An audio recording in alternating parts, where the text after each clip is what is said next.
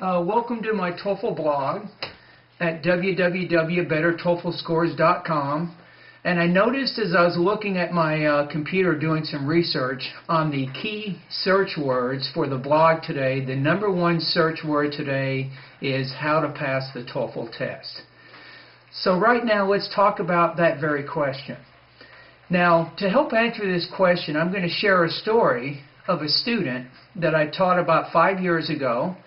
And she did two things, and she wasn't even in my TOEFL class. She was actually an intermediate level student, and she did these two basic things, and within 8 months, she took the TOEFL test and scored a 560 on the paper-based TOEFL, which is equivalent to about an 81, 82 on the TOEFL internet-based test.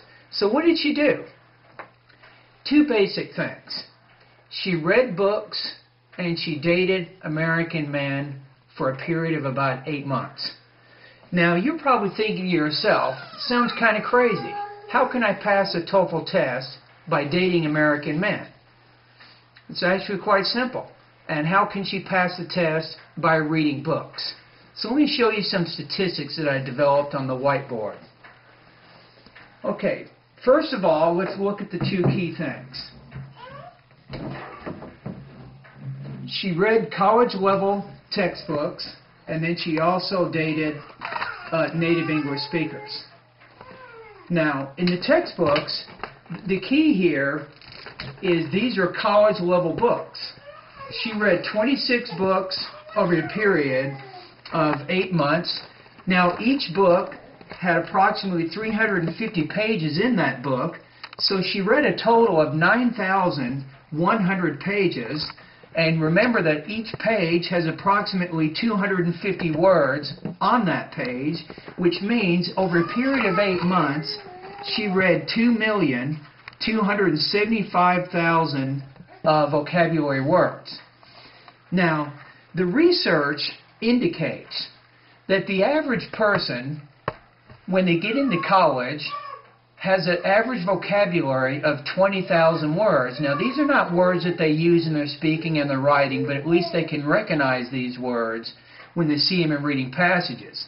Now, out of those 20,000 words, these students are using approximately only 3,000 of these words in their active vocabulary, which means they use them in speaking and they use them in writing. Now, what does this mean? Let's assume that the average vocabulary is around 20,000. So she read over 2 million words in those books, which means she started to see the same words over and over again 113 different times. Now, the most important thing with vocabulary is not defining or remembering the definition of the word, but actually having seen that word before in some context. So by seeing these words 113 different times, she got a really good grasp on the vocabulary of academic English. Now let's go back to the next topic, which is dated native English speakers. She went on about 3 dates a week. Each date was about 3 hours, which means about 9 hours of either listening and speaking practice. That's a lot of exposure to the English language. Now, if you take the 9 hours and you assume that the average speaker, and this is pretty conservative, they speak approximately about 100 words a minute. In American culture, unlike some cultures, silence is actually not golden. So when you go on a date, it's very likely that the person that you're spending time with will speak continually during those 3-hour time period. Now, even if they're not, you go to a movie, well, if you see the movie, again, you're getting probably more than 100 words a minute by the actors in the actual movie. So if you take the 9 hours, you take that each week times 4 weeks, that gives you 36 right here. You take it times 100, and then you take that by 60 minutes.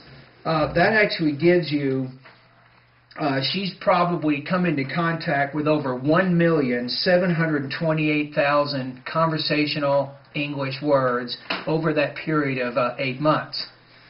Again, if you take this statistic and let's say you go to the 3,000 active vocabulary words that most Americans have, she actually heard those same words over and over 256 different times. So think about that number for a minute. 256. So the bottom line is actually by reading these books and by talking to American native speakers, she was actually able to increase her reading, her writing skills, her vocabulary skills, her listening skills, even her grammar skills. So remember those two basic things, reading a lot and then spending time with native speakers can dramatically increase your overall TOEFL score. Now, one other thing I wanted to note.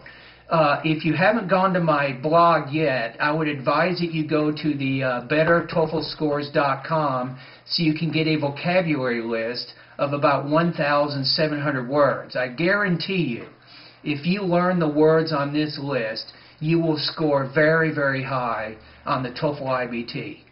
Good luck.